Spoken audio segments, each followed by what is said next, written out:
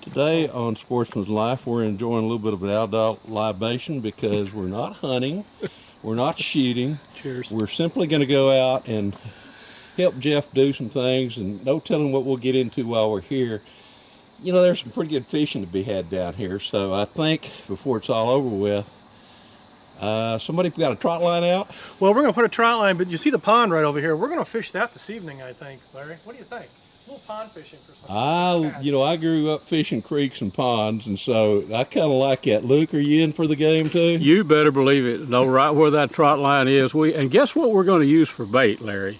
Let me guess. We're going to use brontosaurus liver. We're out of that. Oh, but we do have some wild boar liver, fresh wild boar liver. So we're going to. How about this? Catch some in the creek, maybe have a fish fry, and then come back here and late this evening. Wrap the evening up with a little pond fishing. Yeah, that sounds like a lot of fun. As I wrote in an article not too long ago, may this lifestyle go on forever. What could be more fun? Being out with buddies and making ready. We're already thinking about fall and help you, Jeff, get a little bit of the work done and have much fun in the process. We've got a lot of hunts coming up. Of course, hog hunting all the time, but deer hunting will be right around the corner. And this is the time of year to get stuff done. You know, of course, I filled all the feeders a few weeks ago. I fill them every couple months. But yeah. I did the hard work. But no, it's like we have a timer we need to replace on one of the feeders. I got to put a battery in there. We've got a trail cam that the batteries keep dying on. So we've got a solar-powered kit that we're going to put on that. So stay tuned, folks. We're gonna get to all of that fun stuff and maybe a little evening pond fishing as well.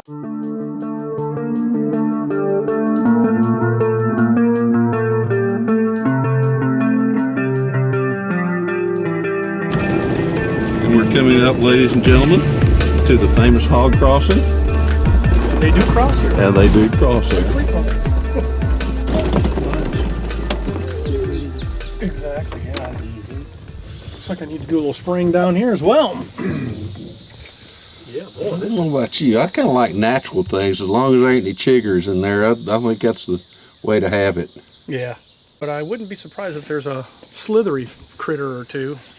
Will this thing drive up on top of that little... Here, walk behind me. Walk behind you. We used to fish those little creeks a little bit wider than what's down here and use trot lines and drop lines. And I'll tell you what, you'd get, they'd use live perch and those blasted things get on that hook. Oh, and, you walk out there and most time we were wading up to about chest deep in water, and you look out there and that line just going away and you go, you got a big catfish. You grab that line and start working toward it. Yep. And all of a sudden here comes this cottonmouth out of the water with a 6 by 8 foot wide open mouth, and you can walk on water when that happens. You're not kidding. He's got you on the agenda. I'm here to prove that you can do that. Yep, I remember when I was a kid up on Pecan Bayou by our house, we used to set these set hooks out. Bamboo poles, actually canes. Yeah, right. Cane poles. I never will forget. My dad had a lantern. He was holding that down. We put out 8 or 10 of these things and bait them up with cut bait. I reached down like that to pull one out, and there was a cottonmouth right there underneath that thing. I never will forget that. I could have been over 8 or 10 years old. Yeah. How long did you keep your hand there, and how long did you stay there? Oh boy, I know not long, Larry. It's scary. I still remember it, and my God, that's been 130 years. 100-yard dash and no time flat. I think I could move at age 10. Jeff, what we got there? That is wild hog liver. Wild hog liver. Right. That's it. That's the last of that. Little chunks cut. We're ready to go. This is going to go on a trot line, and Well, this will bring us some dinner. Let's bait the trot line up with the wild boar liver. See what one of the many things that you can use a wild hog for. Another good use. You hold that, I'm gonna go get the boat. Okay. All right, I'll go here and help him, Larry.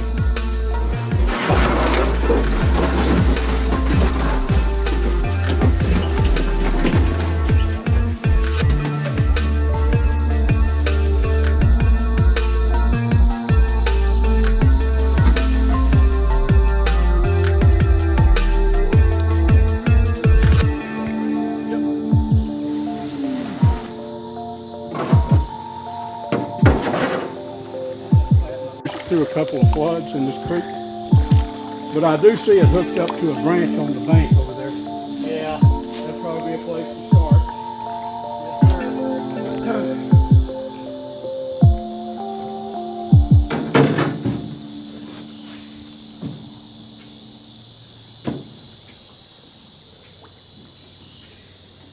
Larry, I've used that old boat and paddled hogs out of the woods with it, ducks.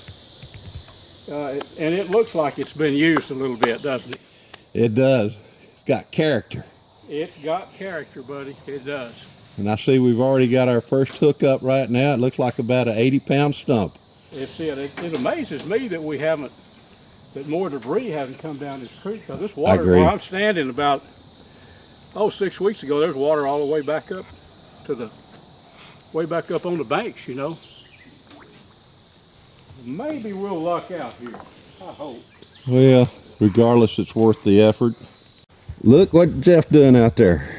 Well, we lucked out because our trot line about 30 feet up from where we've got it tied, there's been some big water coming through this creek in this spring. I just knew that a log would have washed it all, knocked the line out. Right. It didn't happen, but right there we got snagged on a log, but lucked out now, and it's open sailing. Jeff's going to set up, keep baiting that trot line down about another, 50 feet. Right. And we're going to catch some catfish here this evening. No telling what. I mean, this is right off of Lake Fork. Yeah, there could be a 25-pound bass show up here. Well, in the spring they're down here. And I tell you what else is comes up out of Fork. And this, you've been in on it, is those white bass. Yes. Like late February, March, something like that. They suckers, I've been here when they had this creek packed. And use a little beetle spin or a road runner. We do most of that back what we call the woods back there. Right, exactly. Just toss it out there and slow crank it in. But I'm optimistic about this. That's good, man. I was afraid we was going to have our line all really fouled up, but not so. This is just too much fun, It is. Jeff's down there doing all the work. I'm sitting up here where there are no cottonmouth moccasins, not normally at least. Well, we have to have a film, a film man, don't we? Well, yeah. I mean, I was so tickled. It's pretty warm. I'm back here sweating, and I watched you guys pull that boat down there, and I'm sure glad I had a camera in my hand instead of pulling the boat. Of being the cameraman. Oh, absolutely.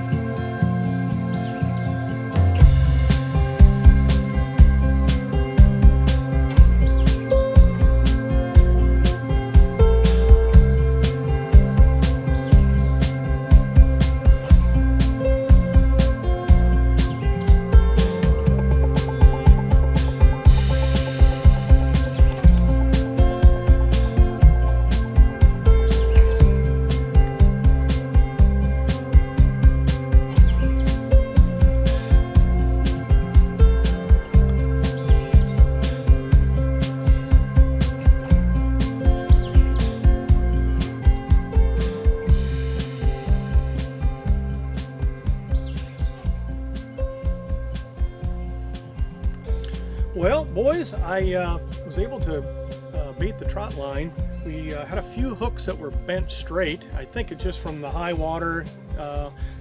When it rains, this water gets rushing through here, and there's some big logs that come down, and I think they were probably hooked onto some of the trot lines, some of the hooks, and just bent them straight. Took those ones off, but baited the rest. The trot line looks great. It's solid. So hopefully, you bet we've got about 4 or 5. probably about 4 hours before dark, and it's baited, and we'll come back and check it just before dark and rebait. And then it's going to be hard not to run that thing after about an hour after dark. Come back down here, because you know, it's the summertime, and although a lot of those baits are in the shade right now, and it's very likely we'll have a fish or two. Oh yeah, once the sun starts to dip, I think those fish will be moving up here thick. And, you bet. I fully suspect we'll have a few on the line. We will, and then the pond, I say we might just fish in the pond up here close by too. Yeah, I've already stocked it with probably 30 or so. You know, I'd say that are larger, some really good ones that I've caught out of here. So I fully suspect we catch a few out of there as well. Bet. So lots Sounds of like fun. a plan to me. It's a plan. It is a plan. All right, well, let's take a ride. Let's hit the other side of the property. Let's go set up that trail cam. Stealth cam, yeah, where our stealth camera that sends the remote pictures. But you know, that thing has worked great. The stealth camera sends the pictures to our cell phone. It couldn't work better, but now we've got the solar panel that will keep it charged, and that'll eliminate batteries all the time. So that's been our issue, because the batteries will last maybe 30 days or so, something like that, and then they start to go weak on us. But we get a lot of pictures, so I mean, I guess that's okay. Yep. But that solar panel is going to help us a lot. Ought to help us a bunch. But we'll go put it up. What do y'all say? Let's do that. Look at that blind right there. I've got it in the background right there. That's a little 4x4 snap lock hunting blind that I have hunted out of probably 7 or 10 years, who knows, a long time, and we moved it over here to Jeff's. I have spent many pleasant hours in that little hunting blind. Killed a lot of game out of it. I remember a couple of nice bucks and countless hogs. But now it's here, the snap lock hunting blind on Jeff's place, and we're going to put up a solar. This is actually a solar panel that powers a battery that's going to keep our camera running up here, right? Yep, we have a stealth cam camera over here that takes pictures for us, and of course the batteries, as we talked about earlier, have gone out on us, which they do periodically because we get a lot of pictures. So we're going to hook this up. We're going to give it a whirl and see how that thing works, huh? Yep. Basically, just face this. It opens up here.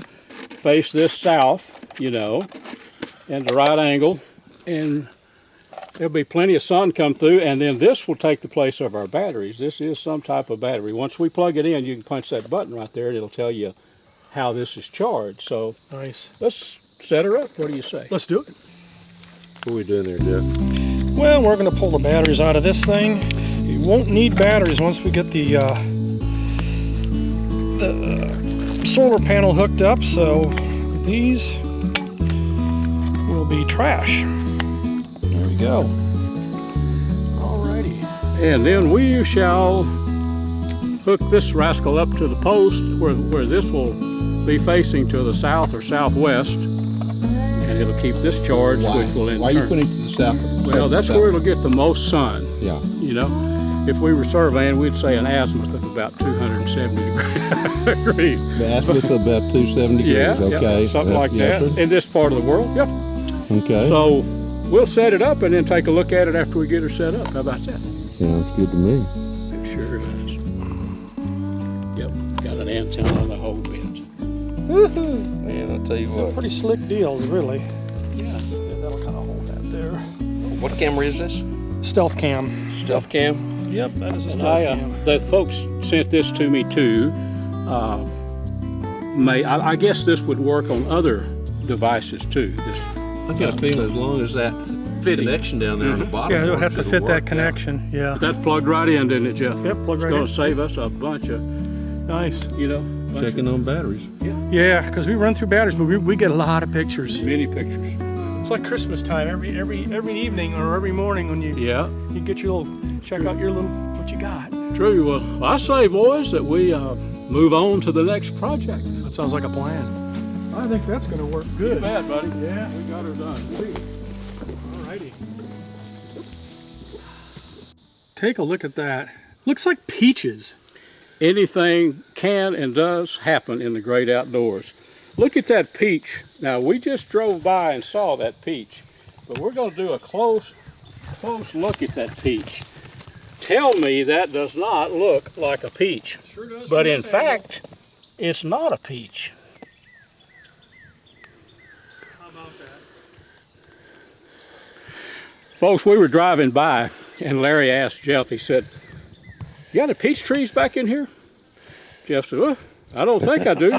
So we backed up. We're way back in the woods, not far from a creek back here. Sure enough, I've never seen that. Just hold it there one more time, just like you're doing. And I guarantee you, to me, that looks like one of them Fredericksburg peaches that are absolutely good to eat. But you know what, Luke? I don't think we're going to eat that one. What little I know about mushrooms is very little. That coloration right there, you probably wouldn't want to be eating. So we'll put him, and there's another little bitty one right there. Awesome. You never know what you're going to find in the great outdoors, Larry. You know? Look at that. Part of keeping your feeders and your ranch, running like we do, things happen, and the timer went out on one of our feeders here, so it's a project, and so we got a brand new battery, but we have a timer, so we've got to put this timer in and a battery over here and get this one back up and running. So that's our next little project. So boys, you ready to do it? Yes, sir. All right, I'll stand and watch. Here you go.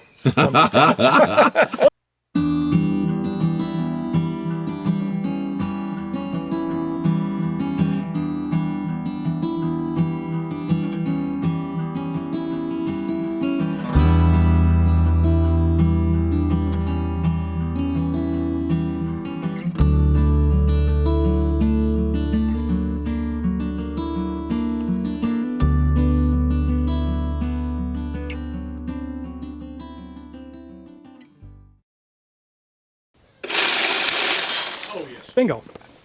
I think it Now worked. it's done. All right, I'll come back and tape this thing up here in a bit. You'll be ready to go. 25 hogs just appeared out of nowhere looking, waiting for us to leave. I'm just kidding. Look at that. Big old water snake. He's got a pretty good sized catfish. It looked like it. Best I could tell, that thing was 6 or 8 inches long. Mm-hmm. Well, we got some in there he can't get. Well, he's helping me out because I think what he has is a bullhead, actually. Oh, okay. And there's a lot of little bullheads like that in this pond. Yeah. And every time I catch them, I take them out. Yeah. So he's helping me. Wow, that's amazing. Look at him, head up. Look at that. He let him go. Oh, that's crazy. Before that, he got kind of concerned. Look how far he's got the head out of the water. Wow. Now, he's a non-venomous snake. I don't know what he is, but I don't know. Yeah, that's. You know, it's one of those snakes we used to call Natrix rhombifera, but now it's called something else years later. Yeah, there you go. That is cool, guys. He had that fish in his mouth for a long time. Kept it on top of the water. Top, Yep. but he couldn't swallow it. It's too big. It's too big. And those fins. Spines, yeah. Those spines. That is cool. That is the craziest That's thing. wild. That's All right, the you first never time know I've what you're ever gonna seen see, that. but You Yeah. never know when you're out here. That's the fun thing about being out, in the woods like this. You never know what you find. Well, I say you boys put some of that wild hog liver and let me get some video of y'all catching some. I'm gonna turn this off and hand it to you. Okay. Hog liver. And we already know, I've been teasing on the last show about all the cottonmouths, but that the water snakes. That wasn't a cottonmouth, but that was a big old, we used to call it a natrix kind of snake, a big water snake, and it had a catfish about that long in its mouth. He did. But he didn't want to let go, but he couldn't swallow it, and he couldn't do anything else with it. So finally, I guess he just decided, well, I can't do anything with it, so. Well, folks, it's your old buddy Luke Clayton, and it's time to do some outdoor cooking. You know, when I was a boy growing up in very rural northeast Texas, up in Red River County, my dad was a poultry chicken raiser. He raised thousands of chickens. Well, you might guess we had a lot of big chicken barbecues. Now, the way Dad did it this was back in the late 50s and the 60s when I was a young boy. He would dig a pit about 3 foot deep, about 2 foot wide, put some expanded metal over it, to hold the chicken halves. Build a fire of pecan or hickory wood, let the coals die down, and then he would cook the chickens over that. Well, we've got a little bit more modern way to do it. We're going to use the old country barbecue pit. It's actually a fire pit, if you will, with a grill over the top. So we're not going to dig a hole. There's a more modern way to do that now. But we're going to cook it on our old country barbecue pit. You can get these things at Buc-ee's. That's one of the many places that carry the old country barbecue pits. But we're going to get it fired up. I want to use some of this B&B charcoal pecan wood. I'll probably take this and split it and get it in a little bit smaller pieces. But I'm going to let this wood burn down to coals, and then we're going to put those chickens on there just like my dad used to do, except we're going to do it kind of the modern way. So we'll get a fire going and get this pit in operation and take it on from there. I think you're going to enjoy this, and I sure wish you were able to be here with me and eat some of this barbecue chicken. But you'll see it as we go with it. I'll show you step by step how we do it. Well, folks, I have stepped up my game from the little old country barbecue pit right here. Got this at Buc-ee's. I bet you've seen them at Buc-ee's right up in the front of the store. Also a little cooker, but a little cooker. Look what we're going to cook with today. This is another unit, old country barbecue pit. Check this out. We're going to cook some chickens and a little wild pork backstrap on this thing today. I've got some good dry wood in here and some lump charcoal. B&B charcoal. This stuff right here you cannot beat, folks. This is the wood, kiln dried wood. It's pecan that we're going to cook with. Now put some lump charcoal in it down in the very bottom to get things going. So let's torch the fire off, but do check out this grill. It's got a grate that swings. You'll see it in action in just a little bit here. This grate swings right over. We'll get our coals going good and cook us some barbecue chicken. I wish my dad was around these days to see this. It's way stepped up the pace from the old pit in the ground that he used to cook the chickens on. We'll get it going. Cook us some good chicken. What do you say? Well, folks, we will let our fire burn down, get these chunks of very dry, kiln dried actually, pecan wood, let them get down to burning really good, and then we will put some chicken and some wild pork on this old country barbecue pit, and I only wish you were here to help me eat this. Well, my friends, it is on. We have it going. Now here's our Best of Texas barbecue sauce right here on a cool spot, just so it'll stay warm. Couple of chickens, one chicken, 2 chicken halves, piece of good pork loin over there. You can see our coals are just right. Now, we're going to go old school on you. My dad used a deal called a swab stick. Here is a swab stick. He used a green hickory limb and some clean cloth on there. And what he would do, dabble that in the barbecue sauce. And that's what we're doing. Saturate that. Slap that on the chicken.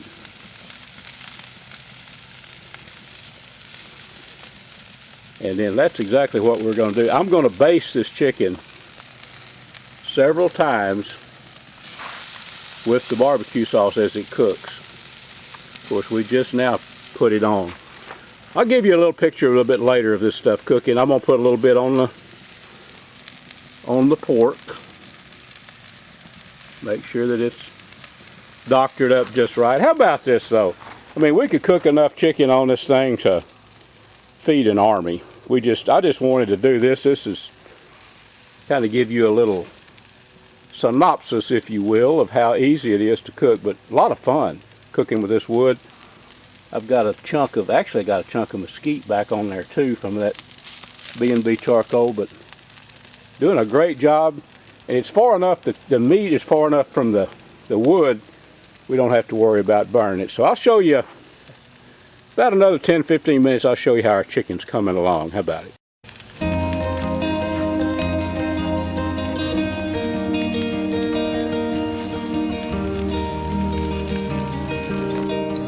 Well, friends, here is some old school barbecue chicken. Put the internal thermometer on them, and they're 165, 168. Piece of pork is right there about the same temp. Tell you what we'll do. We'll slice into a little bit of this. I know my dad's probably looking down and saying, "What has the boy done? He's cooking on some kind of a What did this thing do? Who invented this? Way better than the old pit in the ground, Dad, I'll tell you. Let's cut into this and take a look. What do you say? Well, folks, let's check this pork out first. Let's cut into this and see what you might think. Oh yeah, that's about 170 degrees. That is going to be so good. Put some of our barbecue sauce on that. That's going to make a meal. We'll take a look at our chicken now. Let's check into this chicken breast right here. Take a cut. Oh yeah, look how tender. That's about 165, 168 degrees right there. I say we put this on a plate, and I wish I could somehow transpose you from where you are to this great barbecue, but I can't do it, so I guess I'm gonna have to eat it all by myself. Hope you enjoyed our little cooking segment today, folks, as much as I enjoyed bringing it to you. And a special thanks to these fine sponsors: Air Force Air Guns, B&B Charcoal, Dallas Safari Club, Hornady, Pyramid Air, Nielsen Specialty Ammo, Sightmark, Smokin' Tex, Snap Block Hunting Blinds, Texas Raised Hunting Products, and Striper Express.